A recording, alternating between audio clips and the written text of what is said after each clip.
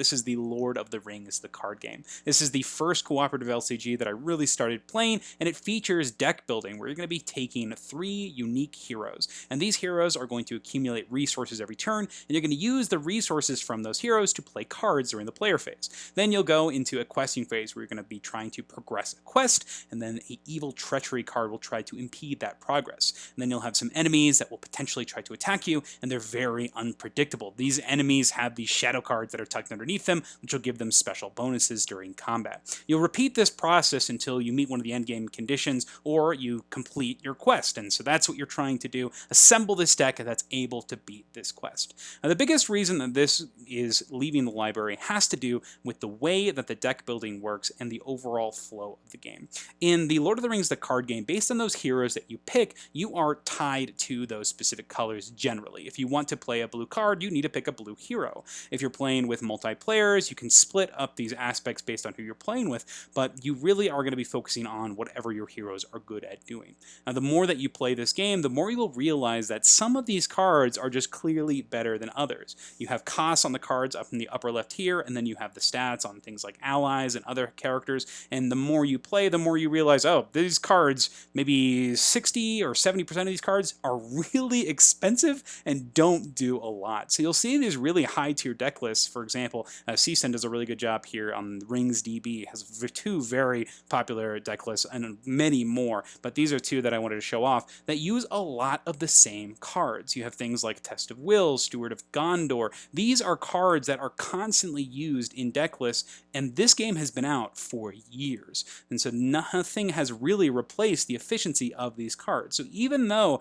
new cards are constantly coming out for Lord of the Rings, the card game, well, not so much anymore because it has finished, but you have so many years of content to go through, you're still going to be using some basic staples, and I find that pretty uninteresting personally in the deck building. You have to really cater your deck to the different quests that you're going on. If your quest has you needing to do some specific healing or specific exploring on these different locations, you have to make sure your deck does that. And a lot of the times you're going to put cards that do that in your deck, but then you're going to have to rely on some of the older deck building tactics in order to make those things work. So I found it to be not super exciting when it came to deck building, because a lot of the times you were falling back on these same cards, and it felt like the game had a similar arc. It's very slow in the way it works up because you're only getting 1 resource a turn on each of your allies, so you're only getting about 3 resources each turn until you start generating that economy with something like Steward of Gondor, where you're able to get more resources to specific hero resources pools, and then you start falling into a lot of these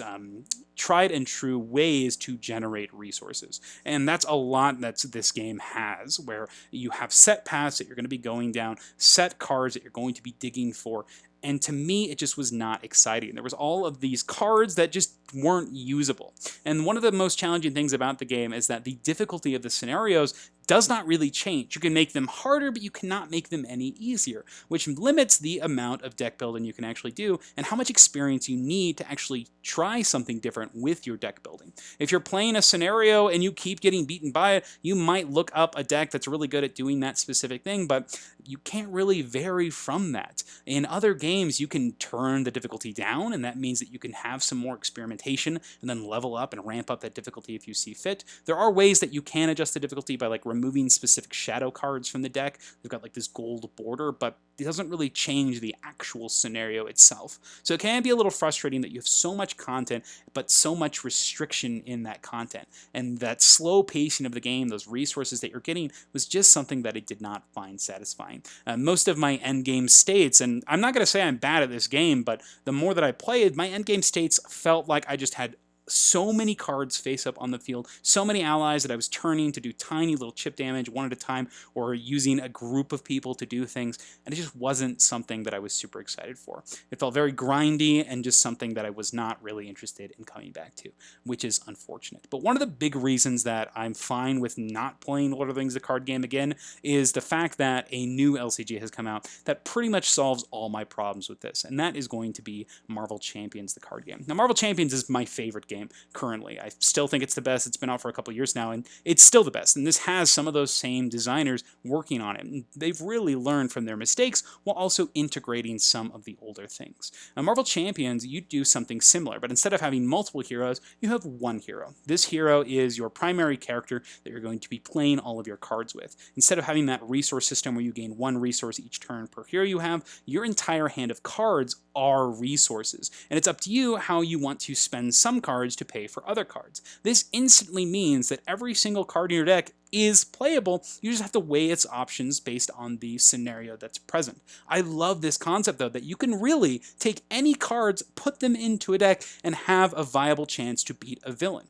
Now, that being said, the villains are going to come in different difficulty levels. Some of your villains will have stages 1s, 2s, and 3s. That's kind of the basic here. But if you want to just have a very relaxed time, you can play standard mode. You play with 1 and 2, and it's just your goal to get them defeated using the standard set of cards. It's going to decrease the difficulty dramatically, so much so that once you start getting really good at the game, you might not ever return to standard mode. You might start just playing an expert from now on. But I love the fact that you can set somebody up with a deck, tell them, hey, pick your favorite Avengers, pick your favorite X-Men, put them in a deck, and you can start playing on this standard mode. And you still have the threat of potentially dying from the villain attacking you, them completing their scheme, something similar to you would see in Lord of the Rings. However, you can modify the difficulty to the way that you want to play, giving you lots of room for deck building, deck creativity, and actually utilizing that collection.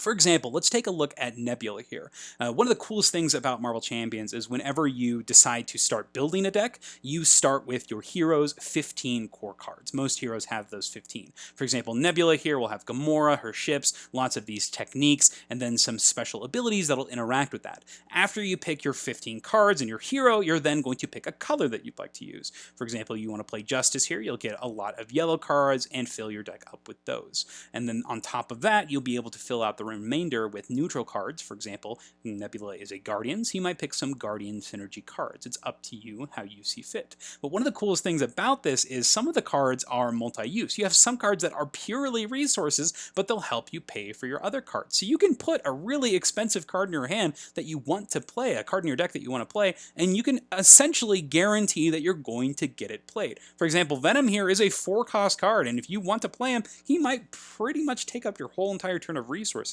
But if you're playing with those larger resource cards, you may be able to do multiple things in a turn, and if you're playing on easier difficulties, it may be relatively easy to just play a Venom and feel good with that being your action for the turn. I love this modularity in the difficulty and the scenarios and the deck construction, and I love how easy it is, and I love how not punishing it is. In Lord of the Rings, if you weren't tailor-made to defeat this quest that you were on, you pretty much were going to lose. There was no real way to tackle it. Marvel Champions has some of that, of course, where some cards are going to be more effective in certain matchups, but if you really want to play with a specific scenario with a specific hero, you can adjust the difficulty and your card pool to do such a thing. And I really appreciate that with Marvel Champions. So Marvel Champions really does a lot of what Lord of the Rings does, with offering unique scenarios, offering deck lists, but having the variety and the option to tap into your entire collection and also make that deck building as in-depth but also as light as you'd like. And I